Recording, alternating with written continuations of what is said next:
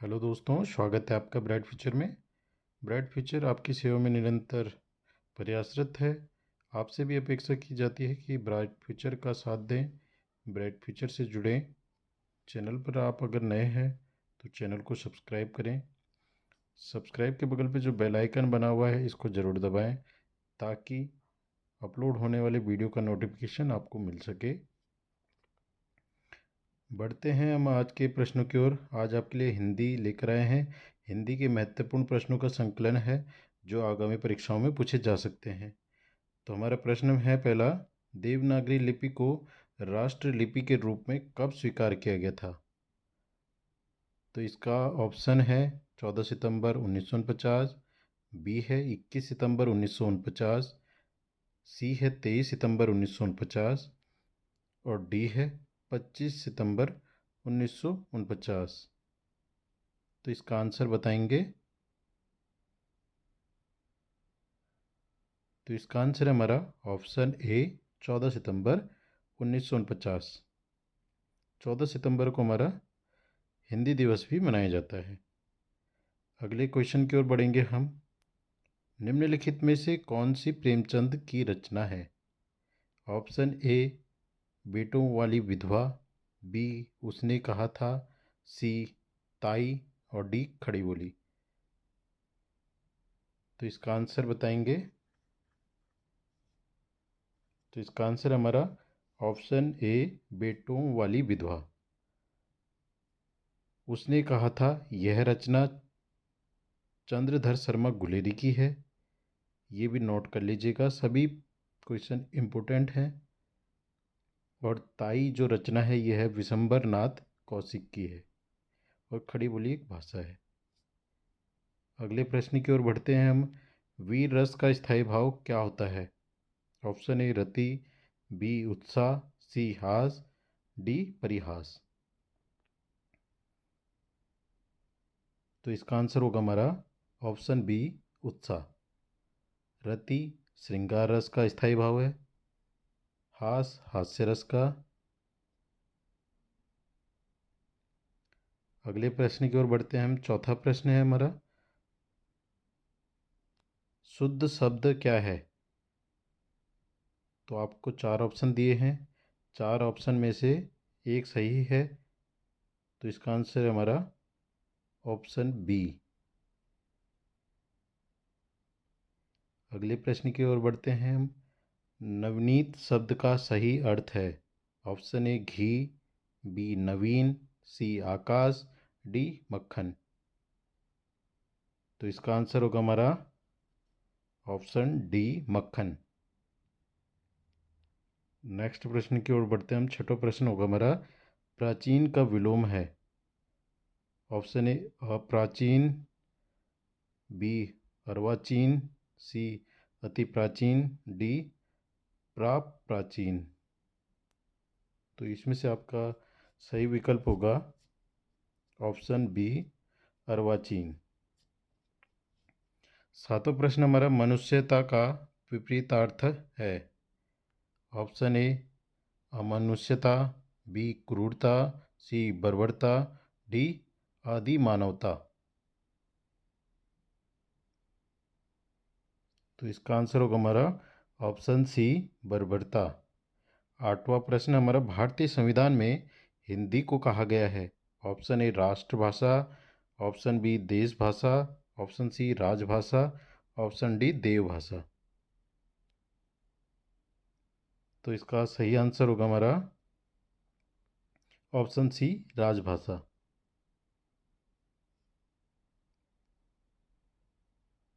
नौवां प्रश्न हमारा, राजभाषा आयोग के अध्यक्ष थे? ऑप्शन ए बीजी खैर, बी फजल अली, सी के एम पणिक्कर, डी हृदयनाथ कुंजरू। तो इसका आंसर होगा हमारा ऑप्शन ए बीजी खैर। फजल अली, के एम पणिक्कर, हृदयनाथ कुंजरू जी ये राज्य पुनर्गठन आयोग के सदस्य थे। और इनमें जो अध्यक्ष थे वो थे फजल अली। तो यह भी नोट जरूर करिएगा, ये भी इम्पोर्टेंट है। कि राज्य पुनर्गठन आयोग के सदस्य कौन कौन थे। तो इनमें फजल अली, के एम पणिक्कर, हृदयनाथ कुंजरू, इनमें जो अध्यक्ष थे वे थे फजल अली। अगले प्रश्न की ओर बढ़ते हैं हम। 10वां प्रश्न है, हिंदी भाषा की बोलियों के आधार पर छत्तीसगढ़ी बोली है। ऑप्शन ए पूर्वी हिंदी, बी पश्चिमी हिंदी, सी पहाड़ी हिंदी, डी राजस्थानी हिंदी। तो इसका सही आंसर होगा हमारा ऑप्शन ए पूर्वी हिंदी। मैं जो भी बता रहा हूँ इसको ज़रूर नोट करते रहिएगा, सभी इम्पोर्टेंट हैं। पूर्वी हिंदी के अंतर्गत आती हैं हमारी अवधी, बघेली और छत्तीसगढ़ी। पश्चिमी हिंदी के अंतर्गत आती है हमारी बुंदेली, बांगरू, कन्नौजी और खड़ी बोली। पहाड़ी हिंदी के अंतर्गत आती है हमारी गढ़वाली और कुमाऊनी। राजस्थानी के अंतर्गत आती है हमारी राजस्थानी हिंदी के अंतर्गत मेवाती, मारवाड़ी, मालवीय, जयपुरी। अगला प्रश्न हमारे, चौपाई के प्रत्येक चरण में कितनी मात्राएं होती हैं। Option A 11, option B 13, option C 16, option D 15। तो इसका सही आंसर होगा हमारा ऑप्शन सी 16। चौपाई चौपाई को सममात्रिक छंद कहा जाता है। 12वां प्रश्न हमारा, अवधी भाषा के सर्वाधिक लोकप्रिय महाकाव्य का क्या नाम है। Option A Padmavat, B Madhumalati, C Mrigavati, D Ramcharitmanas. तो इसका आंसर होगा हमारा ऑप्शन डी रामचरितमानस। रामचरितमानस किसने लिखी थी? तुलसीदास जी ने। अगले प्रश्न की ओर बढ़ते हैं हम। स्थायी भावों की संख्या कितनी है। Option A 10, B 9, C 8, D 11। तो इसका सही आंसर होगा हमारा ऑप्शन बी 9। यह प्रश्न भी काफ़ी इम्पोर्टेंट है, सभी प्रश्न इम्पोर्टेंट हैं, कृपया नोट जरूर करते रहिएगा। तो इसका आंसर हमारा ऑप्शन बी 9। अगले प्रश्न की ओर बढ़ते हैं हम। 14, अपभ्रंश का वाल्मीकि किसे कहा जाता है। Option A Sarahapa, B Kapil, C Jaimini, D Swayambhu. तो 14 प्रश्न का आंसर होगा हमारा ऑप्शन डी स्वयंभू। 15वां प्रश्न हमारा, मैथिल कोकिल या अभिनव जयदेव किसे कहा जाता है। Option A Jaishankar Prasad, option B Satyanarayan, C Nathuram Sharma, option D Vidyapati. तो इसका आंसर होगा हमारा ऑप्शन डी विद्यापति। अगले प्रश्न की ओर बढ़ते हैं हम। 16 प्रश्न, अष्टछाप का जहाज, पुष्टि मार्ग का जहाज, वात्सल्य रस सम्राट किसे कहा जाता है। Option A Tulsidas, B Kabirdas, C Surdas, D Rahim. तो इसका आंसर हमारा ऑप्शन सी सूरदास। अगले प्रश्न की ओर बढ़ते हैं हम। 17वां प्रश्न हमारा, खड़ी बोली गद्य की प्रथम रचना कौन सी है। ऑप्शन ए चंद छंद वर्णन की महिमा, option B Juhi ki gali, option C Urvashi, option D Jharna. तो इसका सही आंसर होगा हमारा ऑप्शन ए चंद छंद वर्णन की महिमा। ऑप्शन बी जो जूही की गली है, जूही की गली निराला जी की प्रथम काव्यकृति है। उर्वशी प्रसाद जी की प्रथम काव्यकृति है।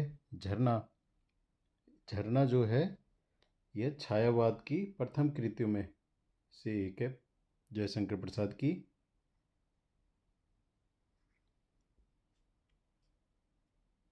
अब अगले प्रश्न की ओर बढ़ते हैं हम। 18वां प्रश्न हमारा, हिंदी का पहला समाचार पत्र कौन सा था। Option A Bengal gazette, option B Udant Martand, option C Bangdoot, option D Samachar Sudhavarshan. तो इसका आंसर होगा हमारा ऑप्शन बी उदंड मार्तंड। उदंड मार्तंड 30 मई 1826 को कलकत्ता से प्रकाशित हुआ था। इसके संपादक थे जुगल किशोर, इसीलिए 30 मई को पत्रकारिता दिवस मनाया जाता है। वैसे तो पहला पत्र जो था वह था बंगाल गजट, पर बंगाल गजट जो था अंग्रेजी भाषा में था। बंगाल गजट के संपादक थे जेम्स अगस्टस हिक्की, और जो बंगदूत था यह साप्ताहिक पत्र था। समाचार सुधावर्षण हिंदी का प्रथम दैनिक पत्र था। ये भी नोट जरूर करते रहिए, किसी परीक्षा में ये भी प्रश्न उठ के आ सकते हैं। अगले प्रश्न की ओर बढ़ते हैं। हिंदी के लिए प्रथम साहित्य अकादमी पुरस्कार किसे मिला? Option A Mahadevi Verma, option B Jaishankar Prasad, option C Suryakant Nirmala, option D Makhanlal Chaturvedi. Option C था जो सूर्यकांत निराला है। तो इसका आंसर होगा हमारा ऑप्शन डी माखनलाल चतुर्वेदी। माखनलाल चतुर्वेदी को हिम तरंगिणी के लिए 1954 में मिला था साहित्य अकादमी पुरस्कार। और जो साहित्य अकादमी पुरस्कार है यह 24 भाषाओं के लिए दिया जाता है। अगले प्रश्न की ओर बढ़ते हैं। 20वां प्रश्न हमारा, ज्ञानपीठ पुरस्कार से सम्मानित प्रथम हिंदी साहित्यकार कौन है? Option A Tulsidas, option B Sumitranandan Pant, option C Kabirdas, option D Premchandra. तो इसका आंसर है हमारा ऑप्शन बी सुमित्रानंदन पंत। तो सुमित्रानंदन पंत जी को चिदम्बरा के लिए 1968 में ज्ञानपीठ पुरस्कार मिला था। ज्ञानपीठ पुरस्कार जो है 22 भाषाओं के लिए दिया जाता है। अगले प्रश्न की ओर बढ़ते हैं। 21वां प्रश्न हमारा, 21वें संविधान संशोधन 1967 के तहत कौन सी भाषाओं को जोड़ा गया था? Option A Sindhi, option B Nepali, option C Urdu, option D Tamil. तो इसका सही आंसर होगा हमारा ऑप्शन ए सिंधी। 22वां प्रश्न हमारा, 71वें संविधान संशोधन 1992 के तहत कौन सी भाषा को संविधान की 8वीं अनुसूची में रखा गया? Option A Gujarati Bengali, option B Sanskrit Odia Asamiya, option C Konkani Manipuri Nepali, option D Kashmiri Kannada और पंजाबी। तो इसका सही आंसर होगा हमारा ऑप्शन सी कोंकणी मणिपुरी नेपाली। इसके लिए एक शॉर्ट ट्रिक्स है, KMN कुमारी ममता नेगी। तो के से होगा हमारा कोंकणी, एम से होगा हमारा मणिपुरी, एन से होगा हमारा नेपाली। और कौन सा संविधान संशोधन हुआ था? 71वां संविधान संशोधन कब हुआ था? 1992 में। और भाषा को कौन सी सूची में रखा गया है? 8वीं अनुसूची में। ये भी नोट जरूर कर लीजिएगा। अगले प्रश्न की ओर बढ़ते हैं हम। 23वां प्रश्न हमारा, 92वें संविधान संशोधन 2003 के तहत कौन सी भाषा को जोड़ा गया था? Option A Kashmiri Kannada, option B Bodo Dogri Maithili और Santali, option C Sanskrit Odia Asamiya, option D Urdu Nepali Malayalam. तो इसका सही आंसर होगा हमारा ऑप्शन बी बोडो डोगरी मैथिली संताली। इसकी शॉर्ट ट्रिक्स होगी BDMS। बी से बोडो, डी से डोगरी, एम से मैथाली, सी से संथाली। अगले प्रश्न की ओर बढ़ते हैं हम। 24वां प्रश्न है हमारा, निम्न में से कौन से पंचमाक्षर हैं? तो इसका सही आंसर होगा हमारा ऑप्शन ए। पंचमाक्षर वे होते हैं जो प्रत्येक वर्ग के अंतिम अक्षर होते हैं, उनको पंचमाक्षर बोलते हैं। अगले प्रश्न है हमारा और आज का अंतिम प्रश्न है, निम्न में से कौन सा ऊष्म व्यंजन है? तो इसका आंसर होगा हमारा ऑप्शन सी। ऑप्शन ए में जो दिए हैं या र ल व, ये जो हैं ये अंतस्थ व्यंजन हैं। अक्षर त्र ज्ञ श्र ये संयुक्त व्यंजन हैं। और सी जो है ये ऊष्म व्यंजन है। और ड ढ ये द्विगुण व्यंजन है। ये भी नोट जरूर कर लीजिएगा, सभी इम्पोर्टेंट हैं। वीडियो आपको कैसी लगी कमेंट्स बॉक्स में ज़रूर बताएं। वीडियो अगर आपको पसंद आए तो अधिक से अधिक लाइक करें। चैनल पर आप नए हैं तो कृपया चैनल को सब्सक्राइब करें। धन्यवाद।